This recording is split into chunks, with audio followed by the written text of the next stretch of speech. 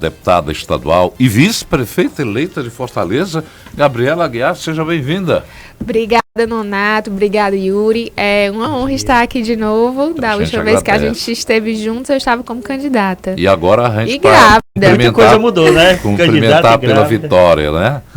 Já perguntando também como é que está a Sara. Sara está bem, ela nasceu no dia 4 de outubro. Boa saúde, está em aleitamento materno exclusivo. Vai completar Consegui, ela vai completar um mês. Segunda-feira. Isso. E deixa eu lembrar você que está acompanhando a gente pelo 981543814, pode mandar pergunta para a nova vice-prefeita, e também pelo chat do YouTube, ok? Também. Vamos começar falando que já é período de transição. Fase de transição, sai da Assembleia, já assume a vice-prefeitura, já tem definido alguma secretaria, alguma atividade assim? Nonato, a gente está de licença, eu estou de licença maternidade da Assembleia, né? Então, desde que Sara nasceu. E estamos aqui, começando na próxima semana, provavelmente, formar a equipe de transição. Ainda não há definição de nomes de secretariados. As pessoas que estão fazendo parte da equipe de transição sabem que tem a função técnica de passar uma radiografia da situação para que a gente consiga dar um diagnóstico e prescrever o tratamento adequado para a Fortaleza. E eu estou feliz de participar dessa equipe para poder trazer para o prefeito eleito, Evandro Leitão, o melhor diagnóstico possível, que é isso que eu sou bom em fazer. Mas o contato já está com a prefeitura, né? Dessa questão da transição. Sim, já o prefeito eleito, Evandro Leitão, já começou os primeiros contatos com a prefeitura para que a gente faça esse trabalho da maneira mais pacífica e ordeira possível. Fortaleza, eu estou vendo aqui, tem um histórico de prefeitos médicos, como Roberto Cláudio, José Sarto, Juraci Magalhães foi vice, depois virou prefeito. E a gente querendo saber aqui que contribuição a médica e vice-prefeita Gabriela Aguiar pode dar a essa área da saúde, considerando que é uma das prioridades anunciadas pelo candidato. Os diagnósticos da cidade, né? Sim, o prefeito Evandro, ele fala bastante que a gente quer combater a desigualdade social a partir de um tripé. Educação de qualidade, saúde de qualidade e geração de emprego e renda. Então, eu digo para ele que sou pau para toda obra, né? Tenho uma experiência na área técnica de saúde, sim, atuando no SUS nos últimos 10 anos, 11 anos na realidade. E também conheço bastante a política para a pessoa idosa, que está locada do ponto de vista orçamentário na assistência social e também na parte de educação. Sou professora universitária e também presidi até a me licenciar a Escola Superior do Parlamento Cearense. Um leque de oportunidades que o prefeito tem para lhe absorver nessas áreas, né? Ele sempre fala, quando questionado, que quer aproveitar essa capacidade técnica, também a capacidade do diálogo, a capacidade da moderação, a sensibilidade feminina. Então, eu acho que existem muitas oportunidades de usar os nossos talentos. Inclusive, né, com a utilização nos últimos anos, né, os vices têm tomado muito protagonismo, né, na gestão. O próprio vice-presidente Geraldo Alckmin se tornou ministro também. É a utilização justamente para outras áreas, né? Existe já a possibilidade, eu sei que ainda está muito cedo, né? Terminou a eleição agora, mas a possibilidade da senhora atuar também em alguma secretaria, também nessa linha de frente? Sim, existe. Por isso que estou participando também desse momento, para que a gente tenha um diagnóstico preciso e a gente possa ver onde eu posso ajudar mais o povo de Fortaleza. É muito importante para mim entender nesse momento o diagnóstico para propor o tratamento. Você falou ainda há pouco sobre esse leque de áreas, mas qual é aquela que lhe agrada, que você tem uma vontade, eu gostaria de estar fazendo isso? Deve ter. Nonato, eu sou geriatra, né? Então, assim, cuidar de pessoas idosas é algo que me faz brilhar os olhos. Então, é algo que eu realmente amo. Além disso, sou casado com um psiquiatra, então também cuidei muito da saúde mental durante o meu mandato na Assembleia Legislativa, inclusive com projetos de lei que viraram leis, a Semana da Esquizofrenia. Tive essa atuação muito importante também. Então, eu digo que cuidar de pessoas em situação de vulnerabilidade é muito importante para mim. Aproveitando que a senhora só falou... para pegar aqui o gancho, é que o país e o mundo está vivenciando uma etapa de mudança da faixa etária cada vez mais acentuando o número, né, do pessoal dos 60 para lá. E é importante que a prefeitura já se defina também por um projeto que atenda a essa faixa etária. Sim, em 2050 nós já vamos ter a inversão da pirâmide etária. Isso nós teremos mais pessoas com 60 anos ou mais do que jovens. E a gente precisa se desenhar e se preparar para isso. E durante a campanha, a nossa chapa foi a chapa que teve um diálogo aberto com essa população, com os conselhos, Conselho Municipal da Pessoa Idosa, o FOCEP também, que é o Fórum da Pessoa Idosa, que apresentaram projetos. Assim, é muito importante deixar claro que a gente quer construir junto com a pessoa idosa a fortaleza para viver e envelhecer. Aproveitando que a senhora falou de saúde, né?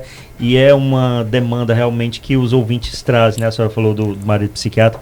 Os CAPs, né, tem um gargalo muito grande, os próprios postos de saúde. Hoje mesmo o ouvinte mandou aqui, porque eu não vou encontrar agora, sobre a questão da fila, né, de espera para cirurgias, para exames também, né? Isso já seria realmente uma demanda já do primeiro momento, né? Sim, essa é uma demanda que eu diria que já está sendo urgente, ela é antiga, né? Então, e foi também compromisso de campanha registrado no Tribunal Regional Eleitoral para que a gente possa fazer uma ação emergencial para atender as pessoas que estão aguardando exames, estão aguardando cirurgia.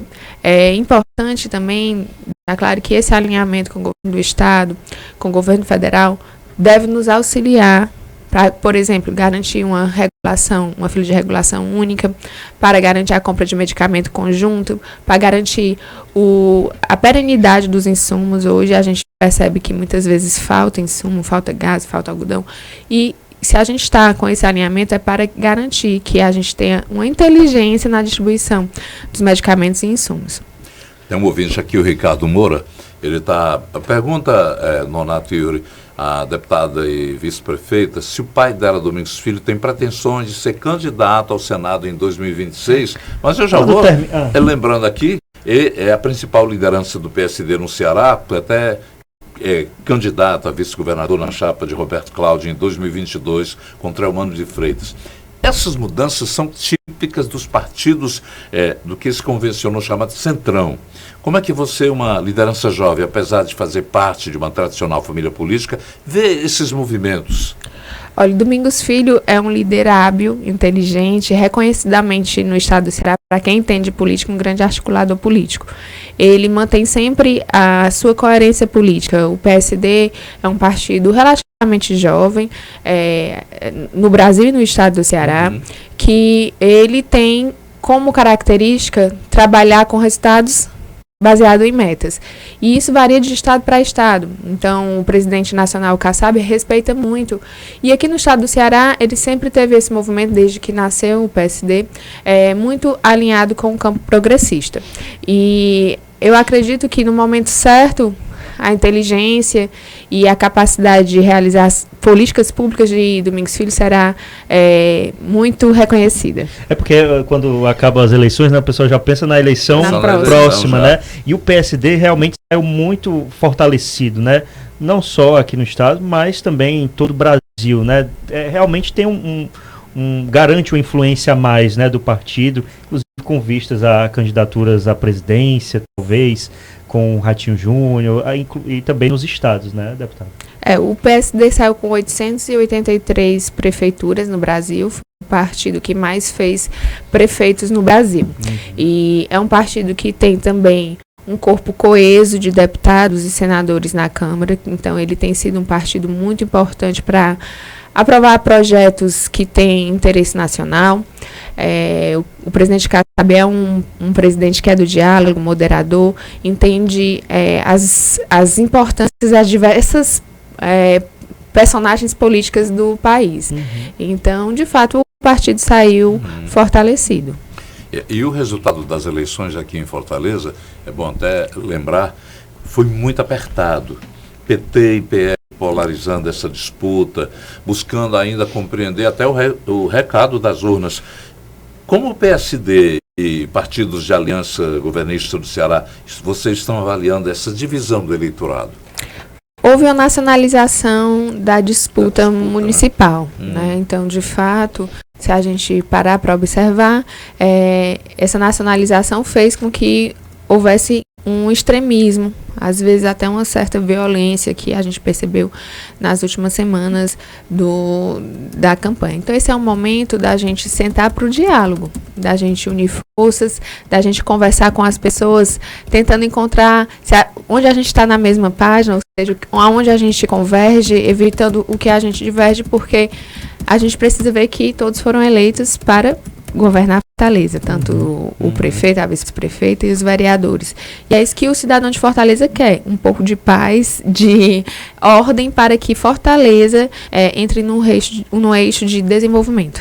E é aquilo, né? A campanha passou, né? Então as pessoas têm que tirar a capa de candidato, né? De palanque, e agora também trazer a capa do gestor, né?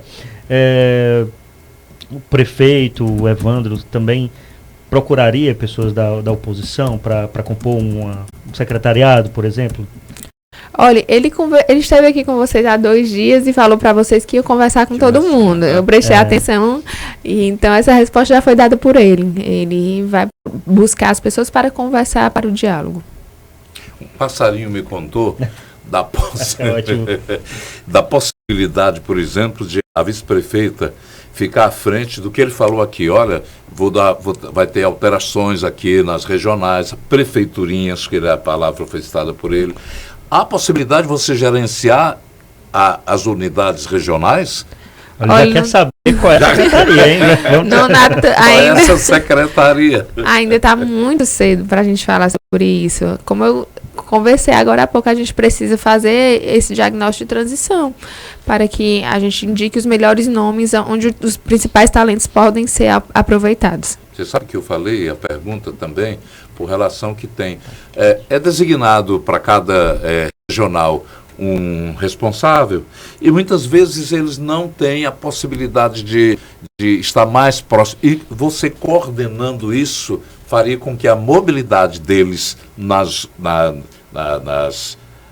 regiões pudessem ser efetivada com maior atenção. Porque tem uma necessidade, né, de descentralizar, mesmo com as regionais, né, uma necessidade de descentralizar os serviços, né, trazer mais agilidade justamente nesse atendimento, né? Sim, as pessoas trazem essa queixa da necessidade da descentralização, mas com autonomia também, né, das regionais, para que elas possam executar e não ficar na situação de ser ouvidoria. Yuri. Eu estava procurando aqui a pergunta de ouvinte. Tá aqui, a Lúcia. O que levou a senhora a deixar a profissão de médica no segundo plano para entrar na política? Lúcia, eu não deixei. O sangue da família, mas ela não deixou também. Não deixei. Isso é importante frisar, porque essa foi a minha primeira vocação, cuidar das pessoas através da medicina. E foi um compromisso que eu fiz comigo mesma ao aceitar o desafio de entrar na vida pública, foi de nunca abandonar a medicina. E muitos dos meus professores me mandaram mensagens agora, tanto dando os parabéns, mas cobrando que eu cumprisse esse combinado de nunca deixar a medicina. Até porque isso continua me aproximando das pessoas e da realidade. Eu digo que é muito importante que a gente tenha o conhecimento do dia a dia, de quem está na ponta. Então, isso é muito importante. Mas o que me fez entrar na política foi a pandemia. Porque também, tem o DNA, sim, mas eu, durante a pandemia, estando na linha de frente e vendo que decisões políticas impactavam diretamente na vida ou na morte de pessoas, entendi que pessoas com conhecimento técnico, com história de gestão, com capacidade de cuidar das pessoas da maneira de assistência, precisavam e vão precisar sempre estar ocupando espaço de poder. É muito difícil para profissionais de saúde, outros profissionais de outras áreas que estão na ponta, não poderem modificar coisas que para eles são óbvias. Esse olhar humanitário da visão de médica e um olhar também que tem uma visão muito mais coletiva, isso mostra o seu interesse em cada vez mais aproximar de um projeto de saúde que possa conciliar também o atendimento. Vou voltando às faixas etárias que são vulneráveis. A cidade tem um grande número de pessoas, por exemplo, aí compete a ação social, e vice-prefeita, a senhora poderia fazer isso, de uma cidade que precisa requalificar o centro, onde muitos moradores em situação de rua estão acomodados, entre aspas, aqui. O seu olhar também tende a essa visão? Sim, e eu agradeço a pergunta, Donato, porque também são pessoas em situação de vulnerabilidade. Exatamente. Né? E o Evandro tem um compromisso da requalificação do centro. A gente sabe que existem 140 mil famílias, não são pessoas, são famílias que não têm uma moradia digna. Então, a gente vai precisar muito do apoio do governo federal, do governo do estado, para a gente conseguir melhorar essa situação e cuidar dessas pessoas que estão vulneráveis.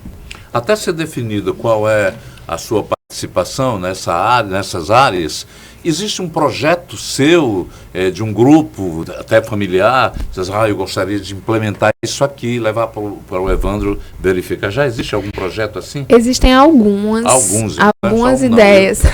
Algumas ideias, por exemplo, em relação à política pública da pessoa idosa. Eu tenho experiência fora do estado, em São Paulo, fora do país, de políticas públicas que deram certos e que a gente pode ajudar bastante. Também políticas públicas que a gente chama de emancipação humana, de trazer a possibilidade de a pessoa empreender, da pessoa conseguir ter a sua fonte de renda e sim conseguir sair dos programas de transferência de renda no segundo momento. A gente sabe que os programas de transferência de renda foram e são importantes para o Brasil, mas que a gente precisa ir além, que a gente precisa conseguir oportunizar as pessoas. Então, esse é um outro programa que eu acredito que a gente tem um conhecimento para poder ajudar aqui na prefeitura. Também, do ponto de vista de política de saúde mental, também nós temos o conhecimento de como a gente pode ajudar na prevenção, desde a saúde na escola,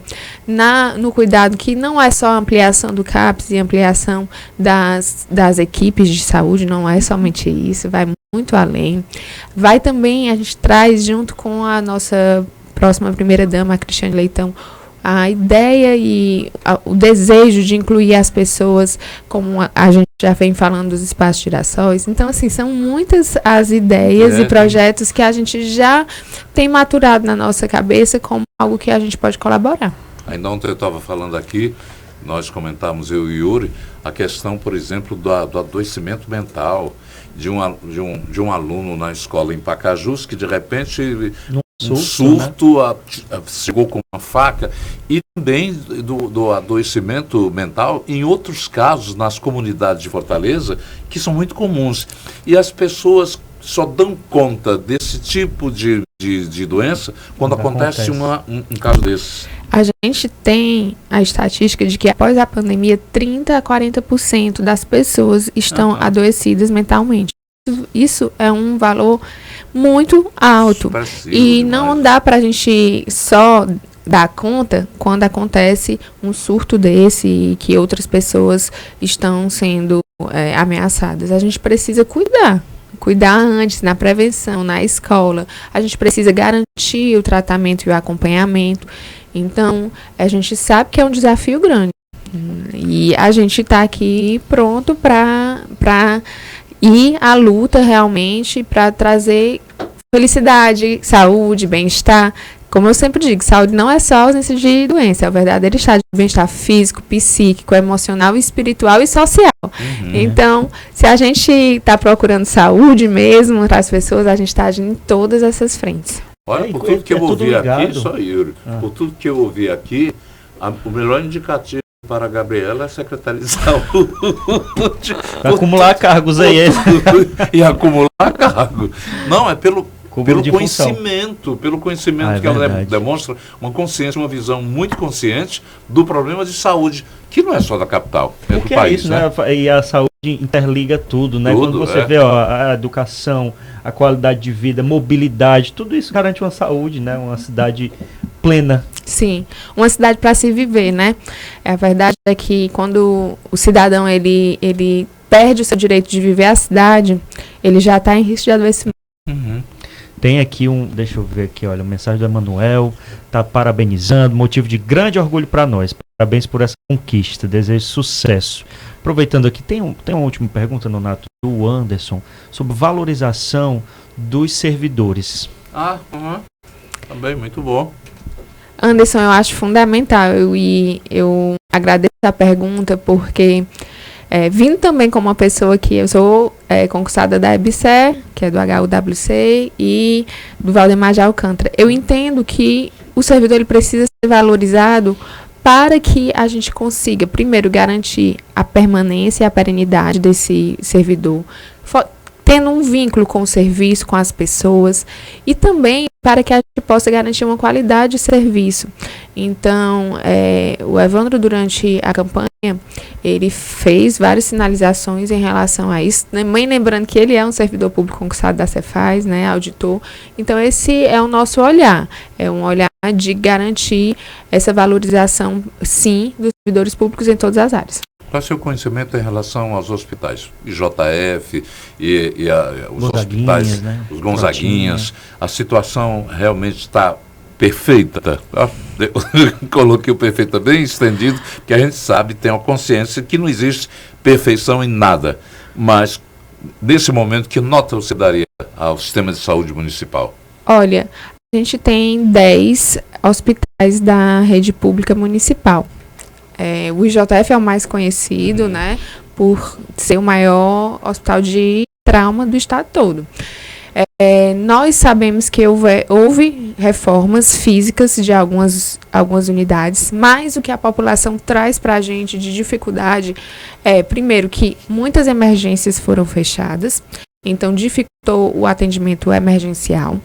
Segundo, da dificuldade de medicamentos e insumos, algo que a gente também precisa cuidar, porque o que me chegou aos ouvidos de todas essas andanças, conversando com profissionais, conversando com as pessoas, é que Fortaleza está em risco de colapsar o seu sistema de saúde. Então, a gente sabe do desafio que a gente vai receber. O Emanuel aqui só completando, né? Ele é seu eleitor lá de Itauá. Obrigada, Emanuel. Pronto. Região dos Feitosas, dos... Inhamuns, né? Eu nasci perto acolá da região de Itauá, e a gente sempre ouvia Itauá, os Feitosas. Feitosa era de uma área muito mais antiga. Sim. Hoje em dia o domínio político é da família, da sua família. Estava me lembrando aqui que há uma fila enorme de mulheres à espera de atendimento para a questão de mamografia, hospitais que... Estava vendo hoje aqui, eu estava procurando, não localizei, mas é grande a fila de pessoas que estão aguardando atendimento nessa área. Existe nos hospitais municipais, né, o atendimento também? Sim, existe, mas a gente precisa dar uma celeridade realmente nisso. Existe uma demanda enorme reprimida, inclusive a gente pode conseguir, com uma parceria com o governo do estado, fazer mutirões para realizar as mamografias, né? A possibilidade agora Existem... de uma convergência de federal, municipal, estadual vai facilitar a vida. Isso. Quando a gente sempre falava na campanha isso, às vezes as pessoas até criticavam a hegemonia, mas na realidade, do ponto de vista de gestão, facilita muito o trabalho. Até para o direcionamento de recursos, né? Facilitar isso. Ok. Eu estou a aproveitar para dizer o que é que mais tem nesse momento na sua cabeça em relação a essa cidade que acolhe a chapa do PT e do seu partido, esperançosos realmente de que todo aquele discurso político possa prevalecer na prática. Eu tenho uma consideração muito grande para os políticos que fazem a teoria, mas que quando chega na prática conseguem fazer mais ainda. Nonato, obrigada pela oportunidade de estar aqui. Yuri também. Eu vou olhar aqui para diretamente para as pessoas para dizer meu muito obrigado. O sentimento é de gratidão. Gratidão por ter dado à Fortaleza a oportunidade de ser mais justa e igualitária.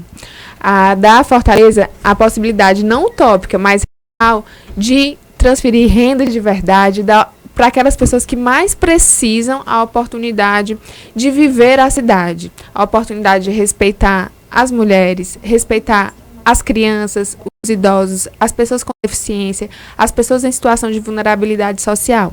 Então, eu peço que vocês se mantenham próximos a gente. Eu quero ser, sim, uma ponte entre a gestão e a população. Gosto de estar presente, do contato com as pessoas, de escutar das pessoas a realidade. Então, é isso que vocês podem esperar de mim enquanto vice. Uma vice humana, sensível e presente. Contem sempre comigo.